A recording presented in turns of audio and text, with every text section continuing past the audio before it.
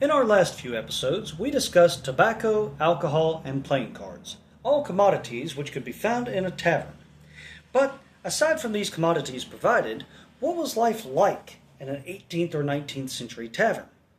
Well, as discussed in our first episode, taverns or ordinaries were a necessity for people, especially the further one went into the backwoods, and they needed to provide people with every accommodation they could because travel on the rugged roads of colonial America was hard on the body. In fact, travel in early America, whether it be on horseback or by coach, was rough at best, and taverns would need to have every means possible in order to take care of one's animal as well as warm the traveler inside and out. But what could one expect when they came to a tavern or an inn? Well, in order to figure out what to expect when you got there, well, one has to understand a small difference between the two.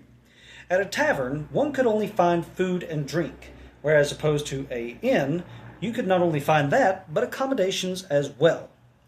Now, to further complicate matters, we see that in New England, the Puritans tried to curtail some of the activities that were going on inside a tavern and heavily regulate not only what was going on, but also the behavior of the people inside the tavern.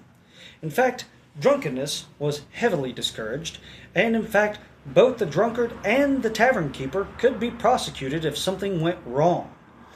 As opposed to this, we also see that whatever food or drink could be served in a tavern or an inn was regulated by either city or county ordinance. So, with such regulations on food and drink, what might be on the menu? Well, literally it depended upon where you were at, because from tavern to tavern it could change very quickly. And you could find yourself in one moment at a tavern that had a variety of food that was quite good to eat. But in some places, literally just a few miles down the road, it could be horrid with no variety. Can you say we need some seasoning, folks? But typically, what was on the menu at taverns was hearty fare and foods. And so they needed this in order to keep their strength up before they went back out onto the road. And so some of the staples were eggs, steak, sausage, bacon, and bread. But salt beef, fish, and pork were staples as well. Interestingly enough, they had a way to come up with quick and easy meals in the case that you didn't want to take a whole lot of time chopping vegetables and cooking, and that was the precursor to what we see on the supermarket shelves today, potted meat. Now, the way one would go about making the potted meat, or forced meat as it is called at the time, was by either boiling or baking meat until it was tender, and then pounding it down with either a wooden mallet or pestle of sorts, and once they would grind it down into a paste, they would mix it in with a little bit of fat and spices, and then store it away in earthenware jars that were coated in lids with either melted butter, fat, or lids made of hog's bladder. Another staple was stews. This is obviously owing due to the fact that making stew is a relatively easy cooking process, and people could just throw anything together that they wished. But of course, like I said, depending upon where you were at depended upon the variety of food. But what kind of drinks would you expect? Well, similar to the food, it depends upon where you're at. But also, you'll find that a tavern's reputation could quite literally rise and fall on the quality of its ale, which was more often than not brewed by the tavern keeper. In fact, here at the Crockett Tavern Museum, we actually have a recipe for John Crockett's grape wine. But one of the main things that was being slurped down at a tavern was hard liquor, and because due to the fact that the water was generally infected and suspect, you really didn't want to try and take your chances with that. People were slurping down 4 gallons of hard liquor annually, and then they were chasing it with gallons of beer, hard cider, and wine. But as for accommodations at inns, well, most inns, especially the further one went into the backwoods, well, they were not concerned about quality so much as they were quantity. And in fact, in many cases, you would find yourself in a bed with at least 3 to 4 other men. Or if you were lucky enough to get a place on the floor, you would find yourself accompanied by the rats and mice that were in the building. But now if you were rich, more often than not, they would actually go ahead and try and set you up with your own private room to separate you from the commoner.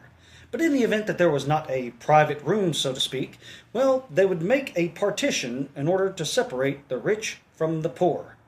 And as we see, folks, whether it be in the taverns in the backwoods or the taverns in New England, well, there was a lot of separation. Now, interestingly enough, the separation part doesn't make too much sense when we find that at the time, a lot of the taverns and inns in New England were being run by women, although taverns were solely used by men or meant for men in most cases. And even if they did accommodate women, well, they had certain parlors or rooms that would separate the men from the women. And in some cases, they had ingenious rolling doors that would be brought out to separate from the men from the women, or in some cases, be brought out to separate people from the bar whenever court was in session or when people were transacting civil business. Now, aside from transacting civil business or holding court in a tavern, one could also come in to find the current price of their cash crops, as well as oftentimes finding a newspaper read aloud for the people who couldn't read. And it was at taverns that, because of the assembly of people from all over the country, it was a link to the outside world for people in rural areas. It was where people met to discuss local politics and where local government met. In fact, this is where you could also find the local militia being mustered into service. And in fact, it was at Buckman's Tavern that the local militia came to gather and fortify themselves before they marched out onto the Lexington Green and into the history books. But going back just a piece, we talked a little bit about the separation that took place in the taverns, and it must be noted that poor white men, as well as blacks and Native Americans, were often separated from the well-to-do, due to the fact of the matter that they were ignorant and uneducated when it came to the niceties of civilized life, as well as politics. But in certain taverns or ordinaries, one might find themselves in the exceptional situation of being surrounded by all walks of life. And it was for just such a reason that Alexander Hamilton was known to commonly frequent public houses. But of course, as we can see that even in early America, after winning our independence from the British, well, there was still a form of aristocracy in the States, even though it was not really recognized unless you happened to be part of that aristocracy. But gradually, the common American grew tired of these aristocracies and came up with ways to slowly but surely get them gone. They wanted to destroy them, which they rather successfully did, I might add. And the idea for throwing off those forms of aristocracies were no doubt discussed at a tavern over drinks. Well, ladies and gentlemen, this concludes our Fun Fact Friday episode for the week. I want to thank you, as always, for joining along as we discover what life was like in the 18th and 19th century. We also want to thank you for those of you who are following along on Facebook and YouTube. Your support is greatly noted. But as always, the greatest means of support is by coming out to pay the Crockett Tavern Museum a visit. And as always, our hours of operation, as well as admissions fees, will be listed in the description attached to this video. Until next week, this is Isaac White from the Crockett Tavern Museum in Morristown, Tennessee, signing off for now and saying goodbye and God bless.